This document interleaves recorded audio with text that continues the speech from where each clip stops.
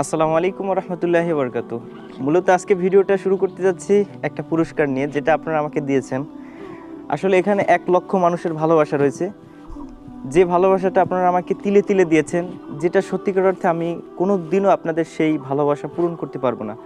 আসলে ভালোবাসার জায়গাটাই এমন হয়, মানে ইউটিউবে প্লে বাটনটা পাঠিয়েছে, যেটা আপনাদেরই পাঠানো আমি মনে করি, তবে এর পিছনে আমার কিছু কিছু গল্প থেকেই যায়।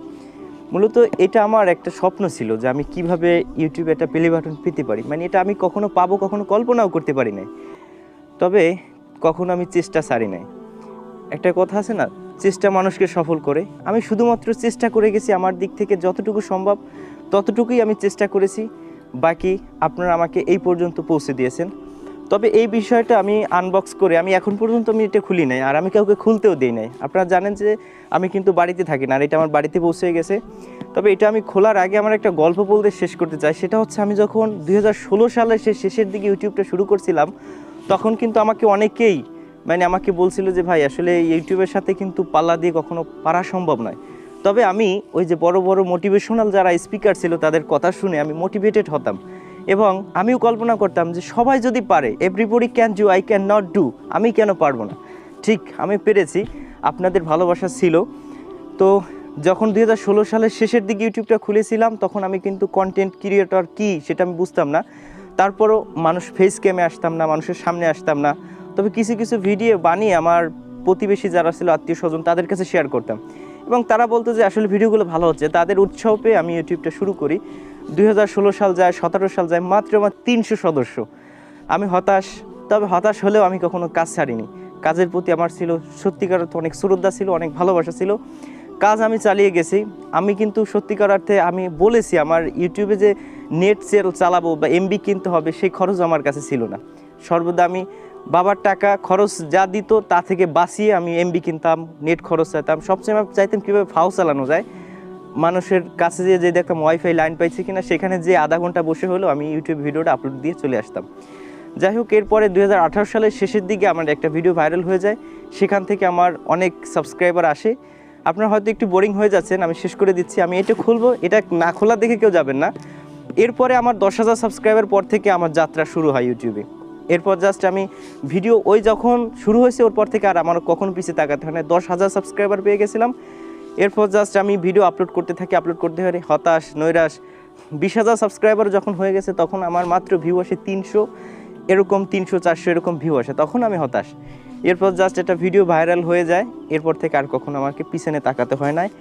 এক চান্সেই আমি 1 লক্ষর উপরে সাবস্ক্রাইবার পেয়ে যাই, যেটা সত্যিকার অর্থে আপনাদের ভালোবাসা যখন আপনারা আমাকে দেখাইছেন, তখন আমি বুঝতে পারছি যে আপনারা যে ভালোবাসাটা দিচ্ছেন, সেই ভালোবাসাটা আমার অনেক দূর পথ চলতে সহায় হবে। যাই হোক, এখন সর্বশেষ আমি প্লে বাটনটা পেয়ে গেছি, এখন এটা আমি খুলবো। ইউটিউব আমাকে প্লে বাটন কেন দিয়েছে আমি সেটা জানি না, তবে আমার মনে হচ্ছে আমি যদি কখনো গরিব হয়ে যাই, এটা যেন বিক্রি করে যেন আমি এটা খেতে পারি, সেই জন্য আমাকে ইউটিউবের সম্মানটা দিয়েছে। যাই হোক, আমি এটা আপনাদের সামনে এখন খুলবো। তো খোলার জন্য আমি একটা কেসি এখানে রেখে দিচ্ছি। যাই হোক, একটু নিচের দিকে থেকে আমি এটা খুলবো। আচ্ছা, এটা সামনের দিক থেকে খুললে ভালো হবে, তো এটা একটু কেটে নিচ্ছি।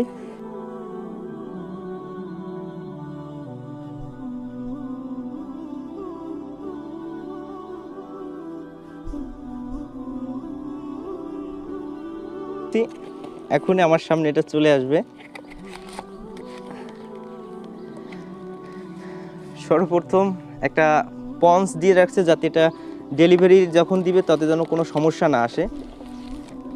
এরপর জাস্ট আমি এটা রেখে দিচ্ছি। এর আগে আমাকে একটা ম্যানুয়াল কাগজ দিয়েছে, যেখানে ইউটিউবের যে মালিক তার একটা স্বাক্ষর রয়েছে, এবং এখানে ইংলিশে অনেক কিছুই লিখে দিয়েছে আমাকে, যে আমি 1 লক্ষ সদস্যর অধিকার গ্রহণ করেছি, আমার চ্যানেলে 1 লক্ষ সদস্য হয়ে গেছে।